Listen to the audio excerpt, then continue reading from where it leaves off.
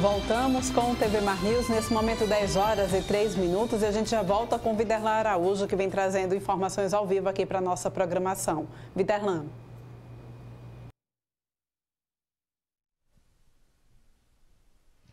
Pois é, Paulane Santos, estamos de volta e, como prometido, trazendo mais detalhes na programação da sua TV Mar Canal 25 no programa TV Mar News. Desta vez nós vamos conversar aqui, tenho um prazer, inclusive, de conversar com a Adriana Guimarães, ela que é fiscal da Gerência de Alimentos da Vigilância Sanitária de Maceió. Por quê? Período junino é importante também saber o manuseio, a forma como se trata os alimentos, desde o momento em que se produz, desde o momento em que se leva para o fogo e até chegar exatamente na comercialização. Adriana, muito obrigado, inclusive, por nos receber. Quais são as recomendações básicas para esse período junino em tratamento com os alimentos para chegar com qualidade para as pessoas, para o produto final? Bom dia. Bom dia. Nós estamos divulgando alguns cuidados que têm que ser tomados durante esse período de pandemia. No dia a dia, na rotina, mesmo antes da pandemia, sempre existiram cuidados que têm que ser tomados. As boas práticas de manipulação de alimentos, elas têm que ser acatadas a todo momento. E é isso que vai nos proteger de bactérias, de fungos, de doenças transmitidas pelos alimentos, certo? Durante a pandemia, colocamos mais algumas recomendações, como, por exemplo, durante a manipulação, dar distanciamento dentro da cozinha, usar sempre máscaras, observar se os trabalhadores e o empresário não estão com sintomas de gripe. Se tiver com sintoma de gripe, não trabalhar, não manipular. Manter os alimentos sempre em temperatura adequada. Temperatura ambiente não é uma boa temperatura para alimentos, principalmente com produtos de origem animal, como o leite, né, que a gente usa muito nessa época do ano. E vender os alimentos embalados. Isso é muito importante. Não está fracionando nada na presença do consumidor, isso não é necessário. Prepara o alimento, cuida direitinho, embala para que seja exposto à venda. Existem cuidados exatamente agora, mais do que redobrados, diante desse quadro de combate à Covid-19, mas existe também aspectos de higiene quanto ao cuidado nessa manipulação dos alimentos, quando se fala em temperatura ambiente, quando se fala exatamente, por exemplo, o milho cozido. O milho cozinhado, que é aquele que todo mundo gosta, eu particularmente amo o milho cozido, mas às vezes a procedência até mesmo do líquido que se coloca para ferver exatamente o milho não é com tanta qualidade assim em alguns locais. Queria que você falasse um pouquinho desses cuidados, como a gente pode perceber exatamente se está ingerindo produto de qualidade, já que o milho também acaba sendo um item essencial para esse período junino. Certo. Olha só, depois do alimento cozido, ver se existe ali uma água de boa qualidade é muito difícil. Observar visualmente, macroscopicamente. Porém, se foi uma água de má qualidade, se ali tiver toxina, mesmo com a cocção, não vai resolver. Vai ficar doente, certo? Não estou falando do coronavírus, estou falando de toxinas produzidas por bactérias. Sim. Então, isso vai acontecer. O que é recomendado?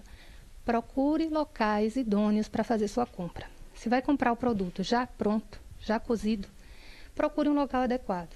Que você saiba como é a cozinha, que você conheça, que tenha alvará sanitário de preferência, né? Alguns agora não estão, mas mesmo os que não estão recebendo alvará sanitário, eles estão recebendo fiscalização.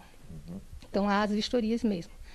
Então, procura um lugar bom, conversa com o proprietário, conversa com o funcionário, não tem vergonha de perguntar se aquilo ali está sendo bem feito, que água está usando. O consumidor tem direito. E a gente tem a obrigação de cuidar da própria saúde e da saúde dos familiares, que a gente está levando o alimento para casa, né? Perfeito. Pamonha, canjica também segue esses mesmos critérios que você colocou? A mesma coisa. A mesma coisa. Temperatura adequada, o alimento quente tem que ser mantido quente. O alimento gelado tem que ser mantido gelado. Entendi. Nada de estar vendendo coisa a temperatura ambiente. A gente vê umas coisas aí que as pessoas fazem, né? Já peguei o quê? Pizza sendo vendida a temperatura ambiente. Não tem condições. Ou está quente ou está gelado. Entendo. Adriana, a respeito também dessa forma como os produtos eles são comercializados, isso também tem gerado muita preocupação. Às vezes, quando você não conhece a procedência do produto, tem costume, por exemplo, de trabalhar e de repente dar aquelas 3 da tarde, comer o lanche e o primeiro que aparece, você acaba muitas vezes colocando. E como se trata de um período junino, é bem natural que comidas juninas também sejam comercializadas dessa forma. Isso tem gerado uma preocupação para vocês? Sim, principalmente a procedência. Por quê? O vírus, que a gente está passando por essa situação toda hoje, ele não vai sobreviver muito tempo.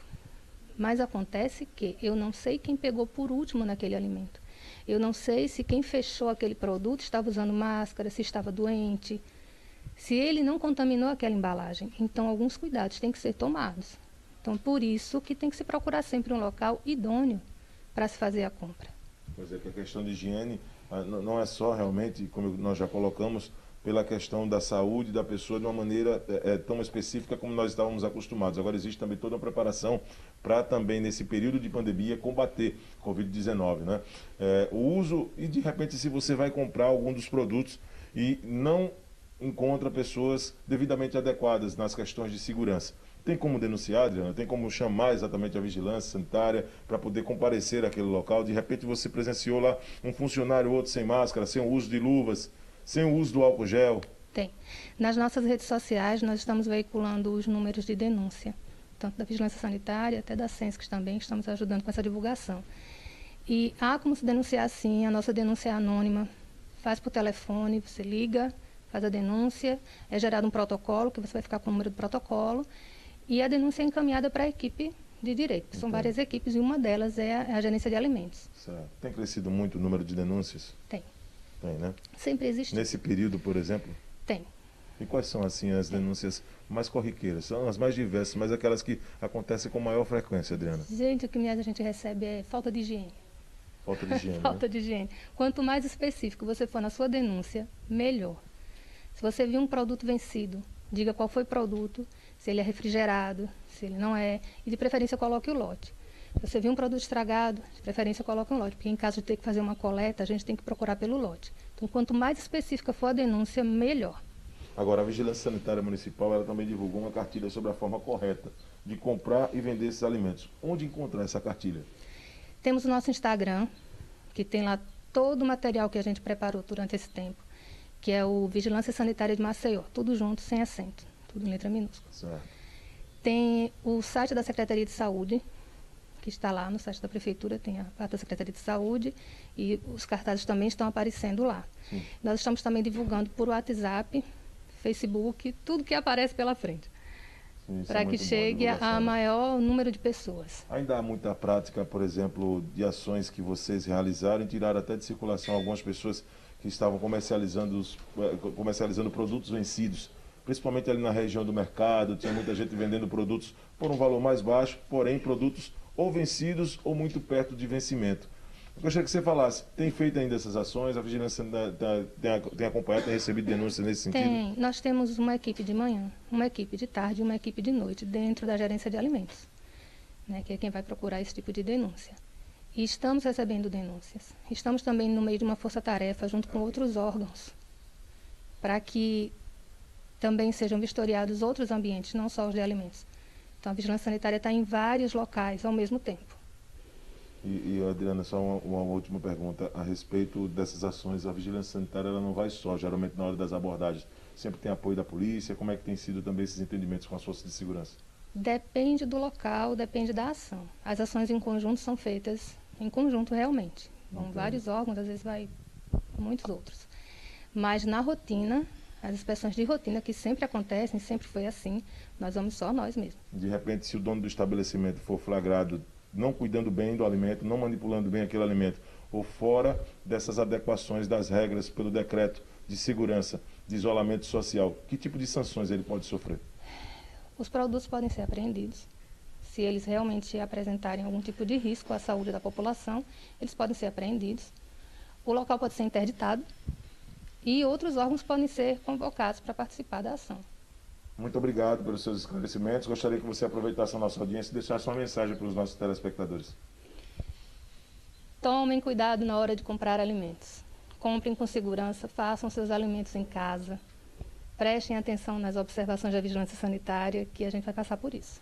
Adriana Guimarães, ela que é fiscal da Gerência de Alimentos da Vigilância Sanitária de Maceió, trazendo dicas. Tá aí, não custa nada você saber a procedência do alimento, a forma como ele é manipulado, perguntar para o dono do estabelecimento As pessoas às vezes têm receio, mas a Adriana disse que é um direito e é verdade. Você tem que saber aquele produto que você está ingerindo, a procedência dele, a forma como ele está sendo manipulado. E em situações mais drásticas, existem mecanismos de denúncia, principalmente pela internet, para acionar a vigilância sanitária, para poder visitar e inspecionar o local, para que a coisa possa entrar numa normalidade. Eu estou ao lado do Chico Nogueira, eu volto com você nos estúdios, Orlando Santos.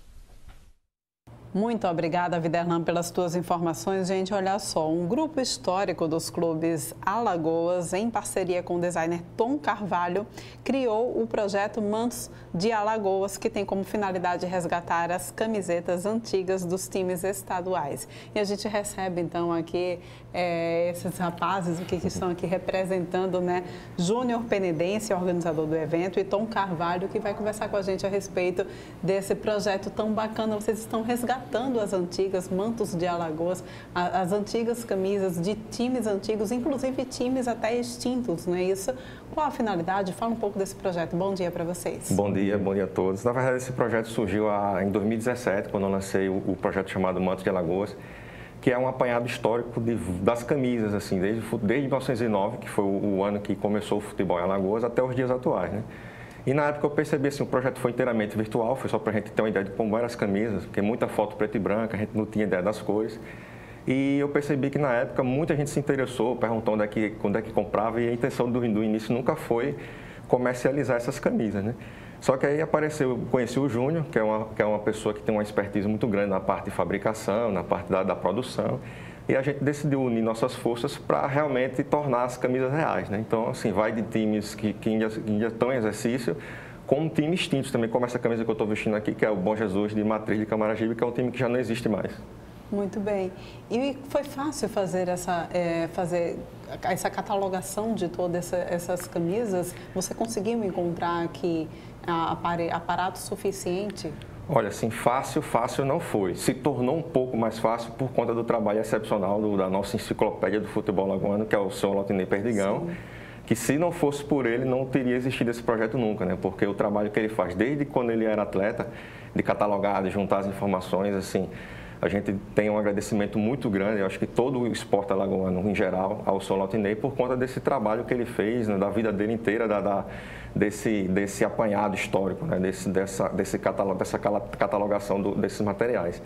E, assim, lógico que o desafio de fazer esse projeto com fotos antigas, preto e branco, para a gente conseguir achar a tonalidade certa do preto, do cinza, do verde e do vermelho, foi um pouco difícil, mas a ajuda dele foi fundamental, né, do seu Lau. Então, vocês já contavam, então, com essa grande ajuda, né, que nós temos, inclusive, aqui o Museu Lautinei Perdigão, e aproveitam também para fazer uma homenagem a ele nesse projeto que vocês estão desenvolvendo, não é isso? Exato.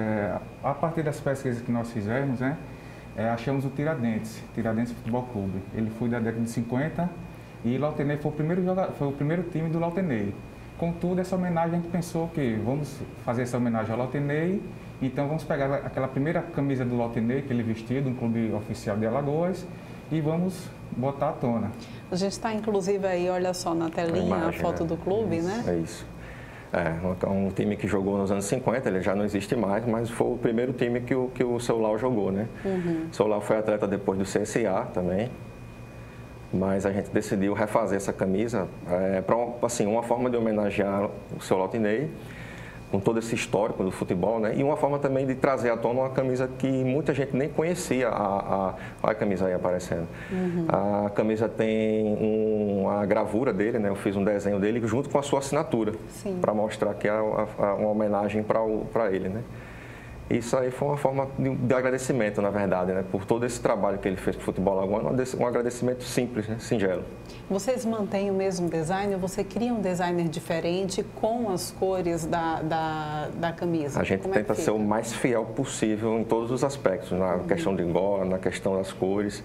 A gente faz algumas pequenas inserções para justificar a homenagem, como essa camisa aí que tem o rosto dele, né, lá no cantinho, e a assinatura dele, o autógrafo dele, né? Isso não tinha no design original, logicamente, mas uma forma de mostrar a homenagem atual, né? de uma camisa retrô. Existe lá no Museu dos Esportes, existem algumas dessas camisas antigas por lá? O Júnior sabe bem, né? Visita bastante. Há muito tempo atrás, os times de Alagoas, eles doavam essas camisas lá para o Museu dos Esportes. Infelizmente, hoje os clubes não se voltam mais para o museu. Até pensamos em fazer uma campanha para que os clubes atuais, ele vá ao museu, doe uma camisa, pegue sua camisa no final da sua temporada, pede a assinatura do melhor jogador ou do elenco inteiro e deixa lá. Porque essa camisa hoje, ela não vai valer de nada. Mas daqui a 10, 20, 50, 100 anos, essa camisa vai valer muito, muito para a história. Infelizmente, os clubes não estão voltados para o nosso museu.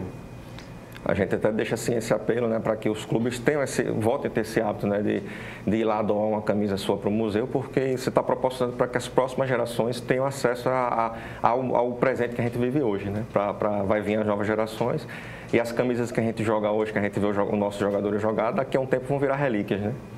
Eu queria que essa camisa que você está vestindo, Júnior, qual é? Essa camisa aqui é do Santa Cruz de Penedo. É um clube que já está extinto. Essa camisa aqui é de 1950, né? Travou muitas batalhas com o Sport Clube Penedense. Era o clássico vermelho e azul na cidade de Penedo, como é CSA e CRB aqui em Maceió. Sim. E aqui também nós temos a camisa conceito, né? É a homenagem à festa de Bom Jesus dos Navegantes, da cidade de Penedo, onde tem aqui na camisa tem a igreja de Santa Cruz e o santo, que é o padroeiro da cidade, que é o Bom Jesus dos Navegantes. Então, o Tom decidiu fazer essa camisa que é conceito, vai mostrar a história da cidade junto ao clube Santa Cruz. Né? Porque aí, no caso, é uma camisa que a gente chama de camisa conceito, porque ela traz junto consigo um conceito, né? E o conceito aí é qual? Que o time Santa Cruz se originou a partir das pessoas que circundavam essa igreja, que frequentavam essa igreja, que é a igreja de Santa Cruz, de Penedo. E aí a gente associou justamente a festa de Bom Jesus de Navegantes, que também é uma festa que foi organizada pelas pessoas que frequentavam essa igreja, e aí a gente juntou um conceito ao outro e fez essa homenagem ao clube dessa forma daí. Vocês tiveram toda a ajuda aí, como já citaram também, imprescindível, né, que foi muito importante também para vocês, do Lautinei Perdigão. Eu queria que vocês pudessem falar sobre essa ajuda dele e o que ele representa hoje para o esporte, para o futebol alagoano. Bom, eu acho que o seu Lautinei, assim, eu brinco com ele que eu acho que ele é a enciclopédia do futebol alagoano, né? Porque acho que todo o histórico que a gente tem hoje de Alagoas, dos clássicos, dos campeonatos, ele viveu tanto quanto jogador, quanto radialista, que ele foi também cronista esportivo, e agora como historiador. Então ele acho que merece todas as homenagens, né? E toda essa dedicação, que realmente, se não fosse por ele, a gente teria muitos capítulos que a gente simplesmente não ia saber, mas que existiam, se perderiam no passado, né? E a gente, assim, vive num país que geralmente não gosta muito, assim, de cultivar a sua história. Acho que é um costume do brasileiro em geral, não dá tanto valor ao seu passado. E aí, quando a gente encontra com uma pessoa como o seu Lau, que valoriza tanto o passado histórico do nosso esporte, é extremamente importante. Eu acho mais importante ainda homenageá-lo. Olha, está chegando pergunta aí, vocês já pensaram em resgatar Guarani do Poço? Já. Está em projeto, por falar, está em projeto. A gente já está a gente tem 3 opções para fazer, né, o modelo, mas assim, vai ter muito time aí extinto que não existe mais, que a gente pretende fazer, sim. Quais são as cores do Guarani do Poço? O Guarani é rubro-negro, né? Rubro-negro, vermelho e preto. Jogou um tempo com vermelho e branco e jogou com vermelho e preto também. E nessas pesquisas que a gente faz aí, né, que é no caso do histórico dos clubes Alagoas, a gente posta as fotos e às vezes aparece alguém, meu pai jogou nesse time. Bacana. Houve um time aqui em Maceió, na década de 30, 40, Alexandria, era uma fábrica, né, foi um clube, foi campeão alagoano. E quando eu postei essa foto, uma pessoa era neta de um ex-jogador, então me pediu as fotos, perguntou quando é que vai fazer a nossa camisa. Existe uma, mas a gente cada time que a gente vai botando, sempre aparece alguém que tem um parentesco de um ex-jogador, um ex-dirigente, e assim a gente vai resgatando todas essas camisas antigas e atuais também. Eu acho que o mais bacana nesse projeto é justamente isso, é mexer o fundo do baú, né? Você remexe aquele fundo do caldeirão, então você sobe lembranças, você reacende essas lembranças e reconhece jogadores que você não fazia nem ideia que um dia jogaram pelo futebol alagoano, né? Muito bonito o trabalho de vocês. Agora, eu só queria que vocês pudessem explicar como que a gente tem acesso, então, a essas camisas, como que a gente pode fazer a solicitação dessas camisas. Temos o perfil lá no Instagram, que é o Mantos de Alagoas, como também no Facebook. Então, lá, através do direct, nós vamos também botar um número, né, de acesso ao WhatsApp para que todos façam pedido dessas camisas. E a gente pede também que, se vocês conhecem assim, alguma história interessante, tem alguma foto assim, de algum time antigo, manda para a gente, que a gente, todo que vem de ideia vai ser muito bem-vindo, como alguém citou o Guarani do Poço, mas algum clube que a gente ainda não conheça, alguma foto que a gente não saiba, para a gente poder catalogar e, quem sabe, se transformar numa camisa verdadeira. Né? Com certeza, gente, muito bacana a iniciativa de vocês, parabéns por esse projeto tão importante. Eu queria convidar vocês a continuar aqui no estúdio comigo para a gente ver a matéria sobre a volta dos treinos dos nossos clubes aqui em Alagoas, né? A gente vai conferir então a matéria de Viderlan Araújo. Vamos ver. Com o novo decreto publicado pelo governador Renan Filho, algumas mudanças no processo de flexibilização nesse período de isolamento social, elas acabaram atingindo o esporte e de uma maneira positiva. Os clubes eles foram autorizados, desde que atendam aos critérios estabelecidos pela OMS e pelo Ministério da Saúde, a voltar aos treinamentos presenciais. Nós estamos na sede da Federação Alagoana de Futebol para trazer o posicionamento do diretor médico da entidade, o Tiago Almena, para explicar quais são os protocolos que os clubes precisam seguir para retomar esses treinamentos, fato que já foi ocorrido, inclusive, desde o início da semana, Tiago. Isso aí. Então, na verdade, a federação ela se mobilizou há 2 meses, criando um grupo de especialistas para poder debater a criação desse protocolo, né? E a gente esperava o momento que aconteceu agora, que é o governador flexibilizar. Quando o governador flexibilizou, nós já tínhamos o protocolo na mão, entregamos para os clubes e agora ele está sendo seguido. A primeira fase do protocolo é a testagem. Então, alguns clubes já foram testados, né? Aqueles que já manifestaram claro interesse em retornar às atividades, CRB e CSA já foram testados, e a gente está em contato direto, em contato acirrado com as diretorias médicas dos clubes, para que o dia a dia também também contenha algumas medidas e que a gente possa fiscalizar para poder diminuir a chance de coisas darem errado. Então, por exemplo, os jogadores estão sendo aferidas as temperaturas dos jogadores quando eles chegam, jogadores de comissão técnica, quando eles chegam para treinar.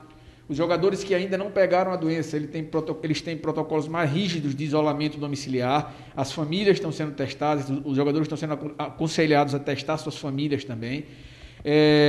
O fluxo de casa até a concentração, até o clube, está sendo monitorado também, a gente está fazendo algumas recomendações de transporte, concentração antes de jogo. Então, assim, é uma série de medidas que compõem esse protocolo, que... na verdade, esse protocolo que foi confeccionado pela federação, ele foi entregue nas mãos do governador do estado, pelo nosso presidente Felipe Feijó, e o governador, no seu decreto, ele autoriza o retorno às atividades, desde que se respeite o protocolo sanitário do esporte, que é um documento que será redigido, na verdade já foi redigido, será publicado pela Secretaria de Esporte e Lazer. A gente sabe que esse documento tem muita coisa do nosso, mas uma coisa ou outra que seja extra, que não tenha sido contemplada no nosso, a gente vai correr atrás rapidamente e atender o protocolo. Quem não se adequar a esses protocolos, essas exigências, Tiago, o que é que pode sofrer? De repente o clube pode apresentar dizendo assim, eu tenho todos os protocolos aqui, e acaba sendo liberado a voltar aos treinamentos. Mas se de repente, diante de uma fiscalização, for comprovado que o clube não está se adequando a essas normas, o que é que pode resultar? Isso, excelente pergunta. A federação, inicialmente, ela não tem intenção de punir ninguém. A gente sabe que é um momento difícil para todos. A intenção inicial da federação é orientar. Então, ocasionalmente, a gente vai fazer, sim, algumas diligências de fiscalização, vai no clube, vai olhar o DM, como é que está funcionando. A gente está em contato com alguns jogadores, com comissão técnica. O contato principal é feito com os médicos, com a diretoria médica dos clubes, mas a gente também tem contato extraoficial com o jogador, a gente acaba perguntando como estão as coisas. Mas, assim, a gente vai fazer a visita, viu que existe uma oportunidade de melhoria, inicialmente a gente vai orientar.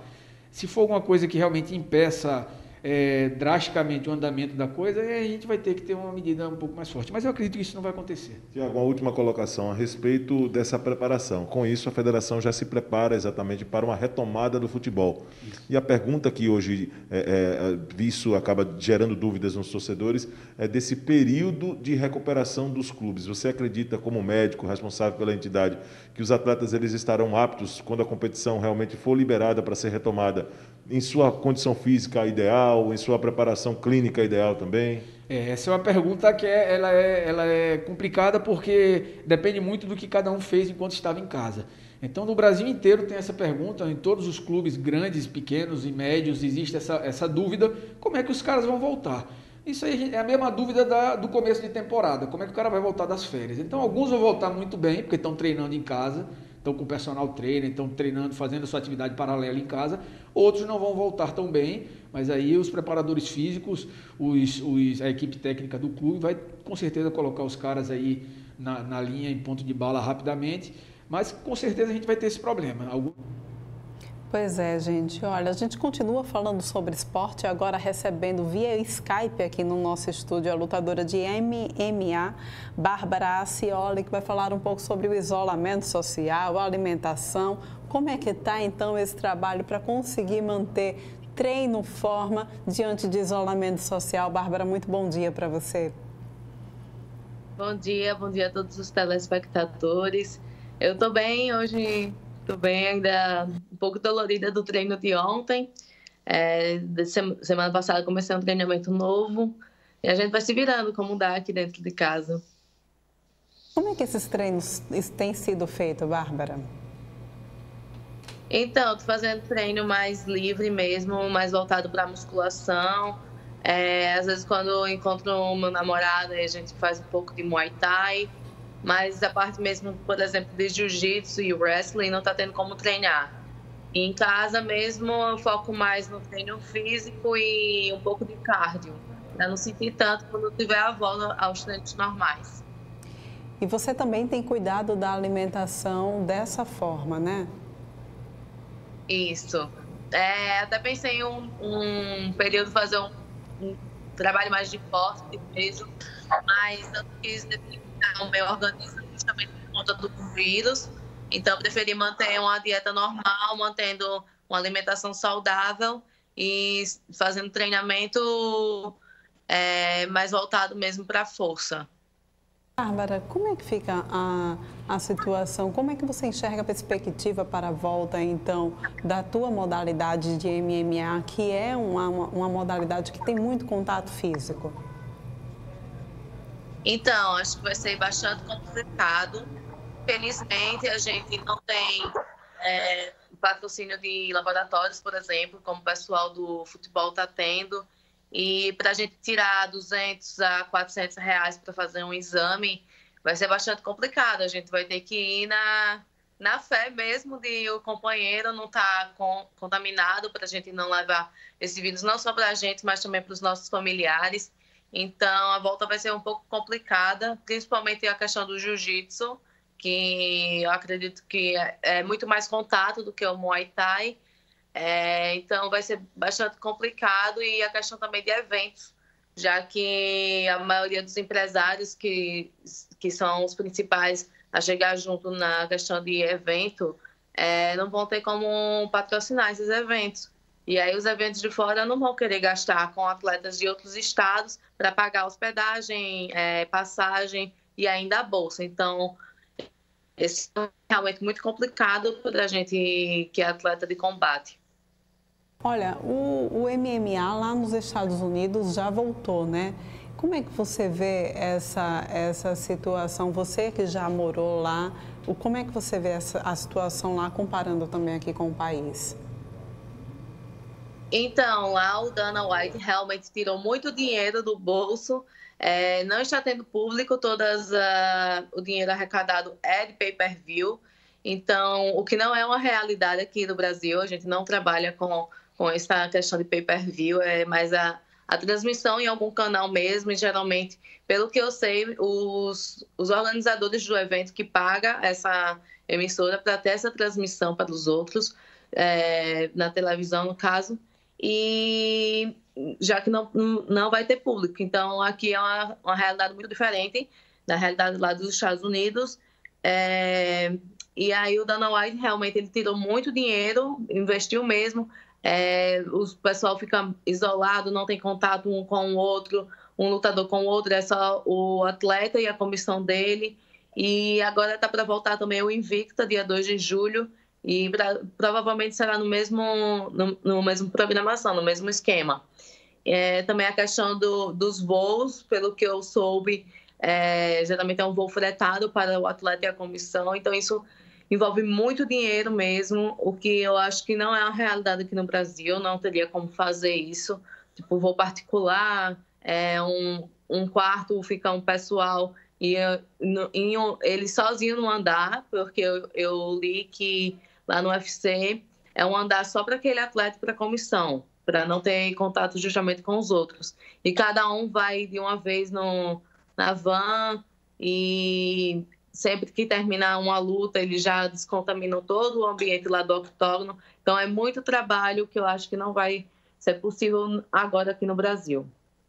Bárbara, você tem 13 lutas, 10 vitórias, já venceu 5 lutas já como atleta profissional de MMA. Você já tem um nome já marcado no nosso estado, né, crescendo também aí para o nosso país.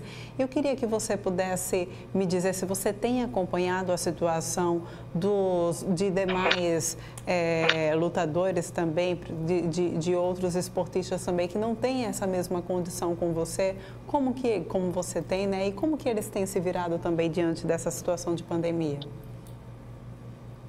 Sim, eu estou vendo que alguns atletas se juntaram e estão morando juntos dentro da própria academia. Então, é como se eles estivessem morando com a família deles, só que dentro da academia, e a academia está fechada para o público, mas eles estão lá treinando. O que aqui no nosso estado a gente não tem essa possibilidade de ficar morando numa academia, todos os atletas. Então, alguns estados já estão à frente da gente nisso, mas mesmo assim a intensidade de treino deles também deve estar um pouco diferenciada, porque não são todos que podem ficar dentro da academia, porque tem gente que tem filho, tem algum parente mais velho que precisa de cuidado. Então, a realidade deles é uma, mas também não é tão diferente da nossa aqui no estado. Eu falo nisso na questão do esporte mesmo, do MMA, Muay Thai, essas coisas. Porque, por exemplo, no surf eu estou vendo que tem muita gente que está indo surfar e não está atrapalhando na questão do treinamento deles. Não só aqui em Maceió, mas em outros estados também. Futebol também, eu estou vendo que já tem uns locais que voltaram, fizeram testagens dos jogadores. E agora esporte de MMA, handebol, vôlei, eu já não tô vendo esse trabalho mesmo de ficarem juntos e treinarem. Bárbara, você tem aí uma presença muito marcante também nas redes sociais. Eu queria que você então pudesse deixar o teu contato das redes sociais para que o pessoal pudesse te acompanhar o teu treinamento, acompanhar a tua evolução, como que você tem feito aí para organizar a tua rotina diante desse momento de quarentena. Então, eu uso mais o meu Instagram mesmo, que é o bar_acioli.mma. BAH _, que é aquele tracinho embaixo, Acioli, ACIOLY.mma. E lá eu tento mostrar um pouco da minha rotina mesmo, como é que está sendo agora nesse período de quarentena, que por um lado foi um lado positivo nessa questão de rede social, porque fora da pandemia é muita correria, são 3 treinos no dia, ainda tem a questão de dar aula, estudar, então era muita correria para estar sempre postando e mostrando como eram as coisas. E agora, nesse período de quarentena, eu estou tendo como utilizar mais essa rede social para mostrar um pouco mais do meu dia a dia. E aí eu mostro questão de séries e alimentação e treinamento. Então, quem quiser pode seguir lá, pode conversar comigo na DM, se tiver alguma dúvida, se quiser saber mais sobre o esporte. E é isso. Ok, Bárbara, muito obrigada pela tua participação aqui no TV Mar News. Boa sorte, que você siga aí então com seus treinos e continue trazendo aqui esse reconhecimento para o nosso estado em relação ao MMA, tá bom? Um abraço para você e boa sorte nos seus treinos.